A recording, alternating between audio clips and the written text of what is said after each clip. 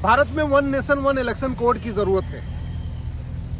एक uniform election code की तत्काल जरूरत है, क्योंकि जिस तरीके से इस बार का चुनाव झूठ के दम पे लड़ा गया, फर्जीवाले से लड़ा गया, झूठे बयान, झूठा मैनिफेस्टो, झूठा वादा, वो पूरी तरीके से संविधान की धज्जियां उड़ा रहा है।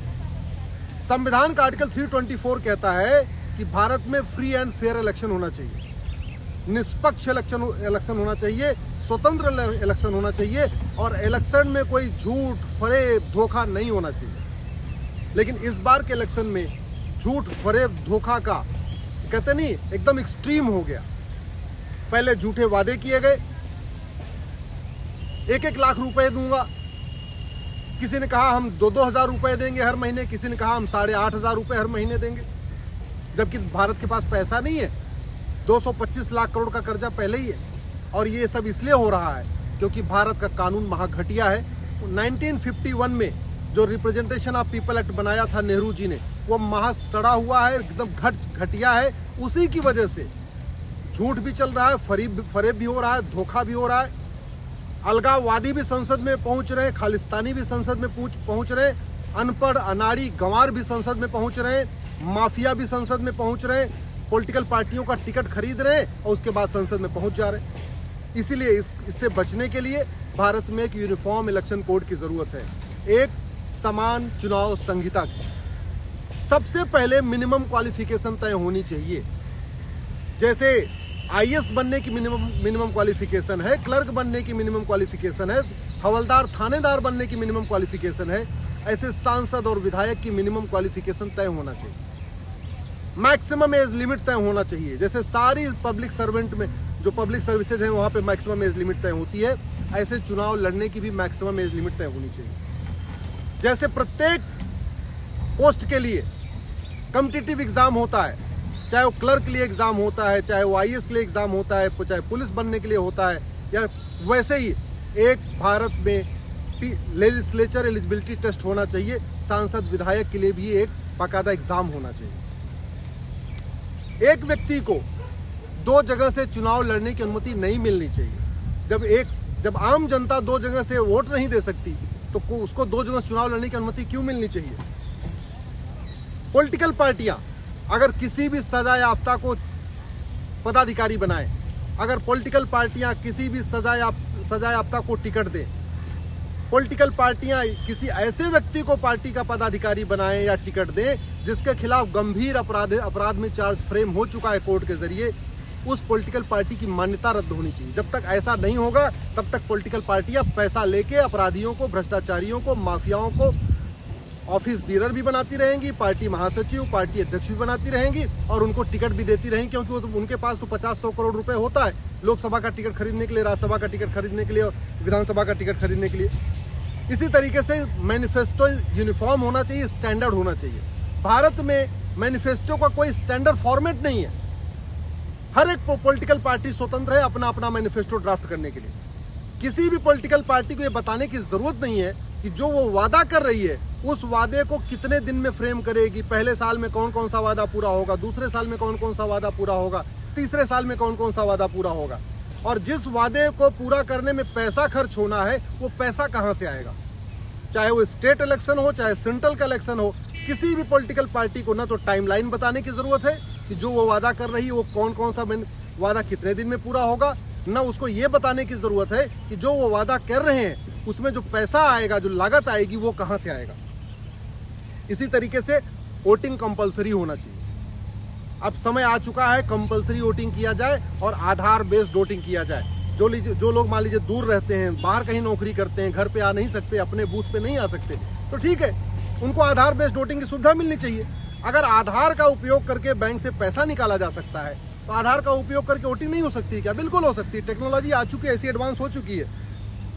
वोटर लिस्ट कॉमन होनी चाहिए, one nation one voter list. अभी क्या हो रहा है, पार्षद के चुनाव में अलग वोटर लिस्ट बनती है, प्रधान के चुनाव में अलग वोटर लिस्ट बनती है, विधानसभा के चुनाव में अलग वोटर लिस्ट बनती है, सांसद का चुनाव होता है अलग वोटर लिस्ट बनती है। तो हमारे जितने भी गवर्नमेंट एम्प्लॉई हों, चाहे वो टीचर हों, चाहे नगर निगम में काम करने वाले, इनकी हर साल ड्यूटी लगती है वोटर लिस्ट बनाने के लिए।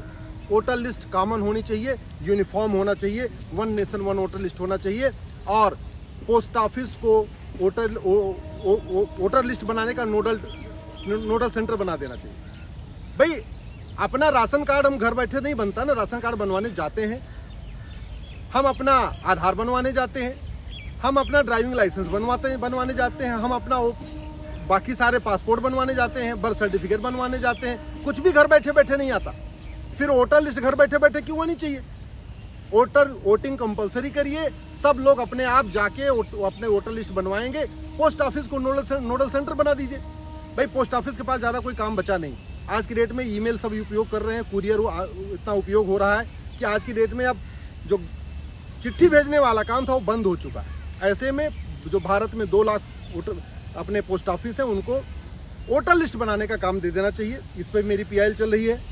मेरा ये मानना है ईवीएम के ऊपर पार्टी का सिंबल नहीं होना चाहिए। ईवीएम के ऊपर नाम होना चाहिए, कैंडिडेट की कलर फोटो होनी चाहिए जिससे आराम से उसको पहचाना जा सके, उसकी क्वालिफिकेशन होना चाहिए। अल्टीमेटली वोट देते समय कैंडिडेट यही देखता है कि भैया ये कितना पढ़ा लिखा है, इसका नाम क्या है, उसको पहचानने की ज़रूरत है। पहचान करने के लिए वो पार्टी सिंबल की ज़रूरत ही नहीं है। ईवीएम पे पॉजिटिव और निगेटिव बटन होनी चाहिए, यानी हर कैंडिडेट के नाम के सामने एक ग्रीन बटन, एक रेड बटन। आपको कैंडिडेट पसंद है तो आप ग्रीन बटन दबा दीजिए, आपको कैंडिडेट नहीं पसंद है तो रेड बटन दबा दीजिए। मेरा ये मानना है कि ग्रीन और रेड का कॉन्सेप्ट भी इंप्लीमेंट होना चाहिए। इलेक्शन कमीशन का अपना इंडिपेंडेंट सेक्रेटरिएट होना चाहिए, जैसे लोकसभा का इंडिपेंडेंट सेक्रेटरिएट होता है, राज्यसभा का इंडिपेंडेंट सेक्रेटरिएट होता है, सुप्रीम कोर्ट का अपना सेक्रेटरिएट है, हाई कोर्ट का अपना सेक्रेटरिएट है। लेकिन इलेक्शन कमीशन के पास कोई सेक्रेटरिएट नहीं है। तो उनके यहाँ जो लोग काम करने वाले हैं वो गवर्नमेंट एम्प्लॉई होते हैं, सरकार उनको जब मन करती भेजती, जब मन करती बुला लेती है। अब उनके ऊपर हमेशा तलवार लटकी रहती है कि हम यहाँ का कोई ऐसा काम कर दे, पता चला हमको ट्रांसफर कर दिया जाए।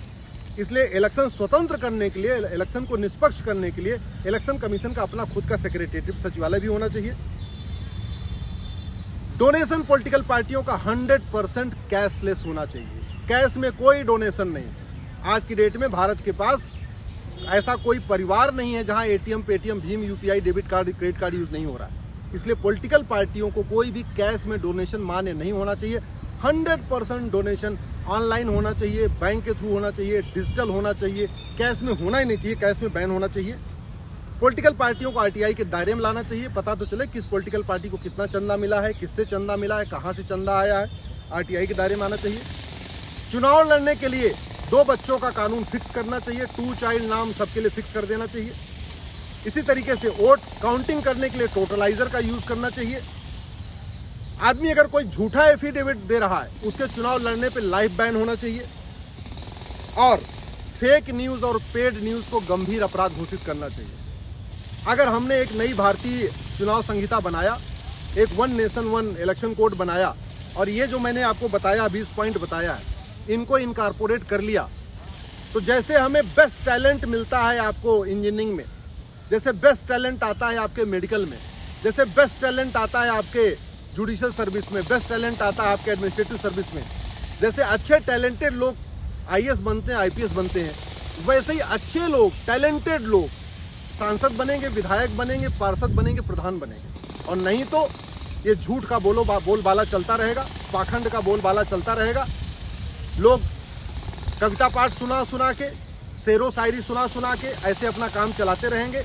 वेतन भत्ता, गाड़ी बंगला उनको मिलता रहेगा, काम कुछ नहीं करेंगे। जैसे डॉक्टर का काम है इलाज करना, ड्राइवर का काम है बढ़िया गाड़ी चलाना, टीचर का काम है अच्छी तरीके पढ़ाना, मिस्त्री का काम है अच्छी तरीके घर बनाना, वैसे ही सांसद विधायक का काम होता है अच्छा कानून बनाना। लेकिन अच्छा कानून तब बनेगा जब ये सांसद विधायक अनपढ़, अनाड़ी, गंवार नहीं होंगे, चुटकुला सुनाने वाले नहीं होंगे, शेरो शायरी वाले नहीं होंगे, झूठ बोलने वाले नहीं होंगे, बल्कि पढ़े लिखे होंगे, अच्छे संस्कार वाले होंगे, और उनको संविधान कानून का ज्ञान होगा, उनको विदेशों में क्या हो रहा है उसका ज्ञान होगा। तभी कानून बदलेगा, और कानून बदलेगा तो व्यवस्था बदलेगी, व्यवस्था बदलेगा तो समाज बदलेगा। नहीं तो ये जैसे चल रहा है इससे भी बुरा दिन आएगा।